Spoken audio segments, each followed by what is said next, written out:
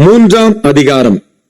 யூதருக்குள்ளே அதிகாரியான நிக்கோதேமு என்னப்பட்ட பரிசேயன் ஒருவன் இருந்தான். அவன் ராக்காலத்திலே இயேசுவினிடத்தில் வந்து, ரபி, நீர் தேவனிடத்தில் இருந்து வந்த போதகர் என்று அறிந்திருக்கிறோம். ஏனெனில் ஒருவனும் தன்னுடனே தேவன் இராவிட்டால் நீர் செய்கிற இப்படிப்பட்ட அற்புதங்களை செய்ய மாட்டான் என்றான்.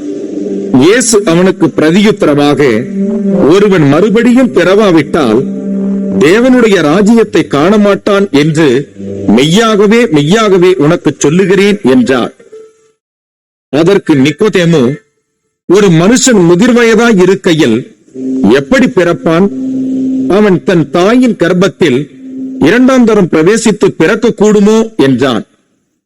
இயேசு பிரதியுத்தரமாக, ஒருவன் ஜலத்தினாலும் ஆவியினாலும் பிறவாவிட்டால் தேவனுடைய ராஜ்யத்தில் பிரவேசிக்க மாட்டான் என்று மெய்யாகவே மெய்யாகவே உனக்கு சொல்லுகிறேன். மாம்சத்தினால் பிறப்பது மாம்சமாயிருக்கும், ஆவியினால் பிறப்பது ஆவியாயிருக்கும்.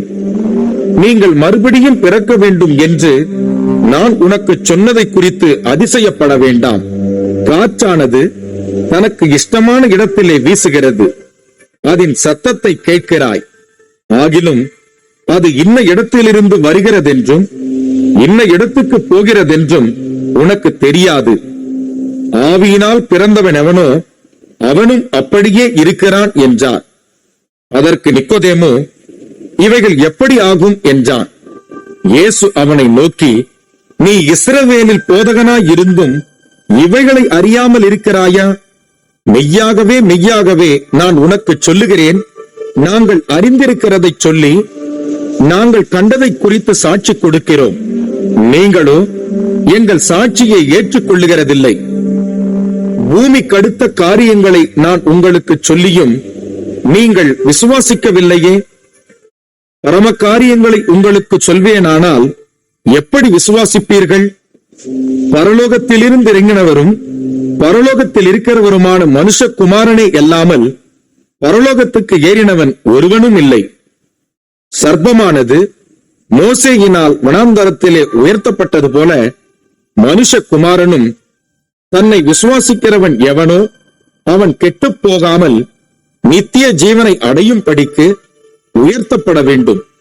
தேவன் தம்முடைய ஒரே பேரான குமாரனை விசுவாசிக்கிறவன் எவனோ அவன் கெட்டுப் போகாமல் நித்திய ஜீவனை அடையும் படிக்கு அவரை தந்தருளி இவ்வளவாய் உலகத்தில் அன்பு கூர்ந்தார். உலகத்தை ஆக்கினைக்குள்ளாக தீர்க்கும்படி தேவன் தம்முடைய குமாரனை உலகத்தில் அனுப்பாமல் அவராலே உலகம் ரட்சிக்கப்படுவதற்காகவே அவரை அனுப்பினார். அவரை விசுவாசிக்கிறவன் ஆக்கினைக்குள்ளாக தீர்க்கப்படான். விசுவாசியாதவனோ தேவனுடைய ஒரே பேரான குமாரனுடைய நாமத்தில் விசுவாசம் உள்ளவனாய் இராதபடியினால் அவன் ஆக்கினை தீர்ப்புக்குட்பட்டாயிற்று. ஒளியானது உலகத்திலே வந்திருந்தும் மனுஷருடைய கிரியைகள் பொல்லாதவர்களாய் இருக்கிறபடியினால் அவர்கள் ஒளியை பார்க்கிலும் இருளை விரும்புகிறதே அந்த ஆக்கினை தீர்ப்புக்கு காரணமாய் இருக்கிறது. பொல்லாங்கு செய்கிற எவனும் ஒளியை பகைக்கிறான், தன் கிரியைகள் கண்டிக்கப்படாதபடிக்கு ஒளியினிடத்தில் வராதிருக்கிறான். சத்தியத்தின்படி செய்கிறவனோ தன் கிரியைகள் தேவனுக்குள்ளாய் செய்யப்படுகிறதென்று வெளியாகும் படிக்கு ஒளியினிடத்தில் வருகிறான் என்றார்.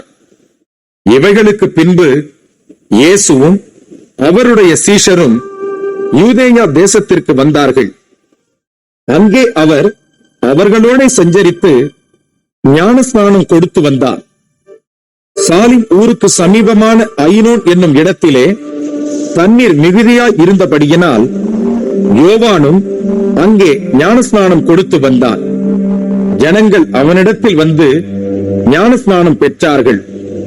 அக்காலத்தில் யோவான் காவலில் வைக்கப்பட்டிருக்கவில்லை. அப்பொழுது யோவானுடைய சீஷரில் சிலருக்கும் யூதருக்கும் சுத்திகரிப்பை குறித்து வாக்குவாதம் உண்டாயிற்று. அவர்கள் யோவானிடத்தில் வந்து, ரபி, உம்முடனே கூட யோர்தானுக்கு அக்கறையில் ஒருவர் இருந்தாரே, அவரை குறித்து நீரும் சாட்சி கொடுத்தீரே, இதோ அவர் ஞானஸ்நானம் கொடுக்கிறார். எல்லாரும் அவரிடத்தில் போகிறார்கள் என்றார்கள். யோவான் பிரதியுத்தரமாக, பரலோகத்தில் இருந்து ஒருவனுக்கு கொடுக்கப்பட்டாலொழிய அவன் ஒன்றையும் பெற்றுக்கொள்ள மாட்டான். நான் கிறிஸ்துவல்ல, அவருக்கு முன்னாக அனுப்பப்பட்டவன் என்று நான் சொன்னதற்கு நீங்களே சாட்சிகள். மணவாட்டியை உடையவனே மணவாளன். மணவாளனுடைய தோழனோ அருகே நின்று அவருடைய சொல்லை கேட்கிறவனாய் மணவாளனுடைய சத்தத்தை குறித்து மிகவும் சந்தோஷப்படுகிறான். இந்த சந்தோஷம் இப்பொழுது எனக்கு சம்பூரணமாயிற்று. அவர் பெருகவும் நான் சிறுகவும் வேண்டும். உன்னதத்திலிருந்து வருகிறவர் எல்லாரிலும் மேலானவர். பூமியிலிருந்துண்டானவன் பூமியின் தன்மையுள்ளவனாயிருந்து பூமிக்கடுத்தவைகளை பேசுகிறான். பரலோகத்திலிருந்து வருகிறவர் எல்லாரிலும் மேலானவர். தாம் கண்டதையும் கேட்டதையும் சாட்சியாக சொல்லுகிறார். அவருடைய சாட்சியை ஒருவனும் ஏற்றுக்கொள்ளுகிறதில்லை. அவருடைய சாட்சியை ஏற்றுக்கொள்ளுகிறவன் தேவன் சத்தியமுள்ளவர் என்று முத்திரை போட்டு நிச்சயப்படுத்துகிறான். தேவனால் அனுப்பப்பட்டவர் தேவனுடைய வார்த்தைகளை பேசுகிறார். தேவன் அவருக்கு தமது ஆவியை அளவில்லாமல் கொடுத்திருக்கிறார். பிதாவானவர் குமாரனில் அன்பாயிருந்து எல்லாவற்றையும் அவர் கையில் ஒப்புக் கொடுத்திருக்கிறார். குமாரனிடத்தில் விசுவாசமாய் இருக்கிறவன் நித்திய ஜீவனை உடையவனாய் இருக்கிறான். குமாரனை விசுவாசியாதவனோ ஜீவனை காண்பதில்லை. தேவனுடைய கோபம் அவன் மேல் நிலை நிற்கும் என்றார்.